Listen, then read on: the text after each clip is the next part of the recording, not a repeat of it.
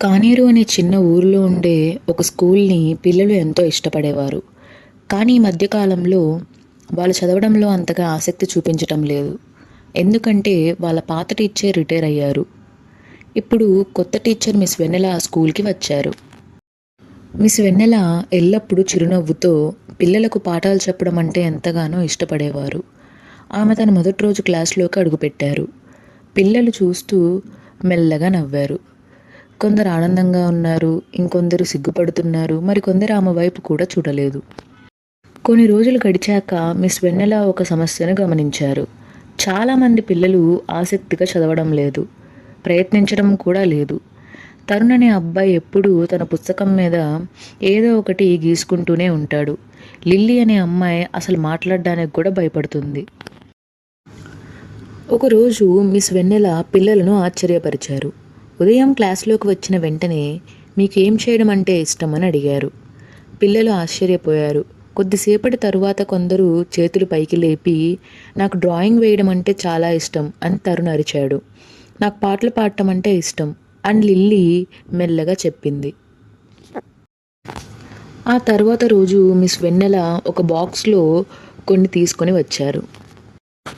Miss వెన్నెల తరుణ్ని చూసి, తరుణ్, నువ్వు మ్యాథ్స్ని డ్రాయింగ్గా మార్చగలవా అని అడిగారు. తరుణ్ ఆశ్చర్యపోయి వెంటనే తన పేపర్ మీద 3 చెట్లను గీశాడు. ప్రతి చెట్టుకి 4 యాపిల్స్ వేశాడు. ఇప్పుడు అందరూ లెక్క పెట్టండి, మొత్తం ఎన్ని యాపిల్స్ ఉన్నాయి అని మిస్ వెన్నెల అడిగారు. పిల్లలు ఆసక్తిగా లెక్కపెట్టి 12 అని వాళ్ళు చెప్పారు. సరే, 3 చెట్లు, ఒక్కో చెట్టుకు 4 యాపిళ్ళు అంటే 3 × 4 = 12 అని మిస్ వెన్నెల చెప్పగానే తరుణ్ చిరునవ్వాడు. తరుణ్ మ్యాథ్స్ తనకు రాదనుకున్నాడు. కానీ ఇప్పుడు తన గీసిన బొమ్మలతోనే మ్యాథ్స్ని అర్థం చేసుకుంటున్నాడు. లిల్లీ ఒకప్పుడు మాట్లాడడానికే భయపడిన అమ్మాయి ఇప్పుడు తన పాటను మొత్తం క్లాస్ ముందు పాడింది. వాళ్ళల్లో ఆత్మవిశ్వాసం పెరిగింది. ఒకరోజు school headmaster mister Sadanand క్లాస్ని సందర్శించారు. అక్కడ కనిపించిన దృశ్యం చూసి ఆశ్చర్యపోయారు. పిల్లలు నిమగ్నమై ఆసక్తిగా పాఠాలను నేర్చుకుంటున్నారు. సంవత్సరం చివరిలో విద్యార్థులు మిస్ వెన్నెలకు కృతజ్ఞతగా లేఖలు రాశారు. చివరి రోజు ప్రిన్సిపాల్ వేదిక మీద నిలబడి మిస్ వెన్నెల ఉత్తమ టీచర్ అవార్డుని గెలుచుకున్నారు అని ప్రకటించారు. విద్యార్థులు సంతోషంతో చప్పట్లు కొట్టారు. మిస్ వెన్నెల కళ్ళల్లో ఆనంద బాష్పాలు నిండిపోయాయి.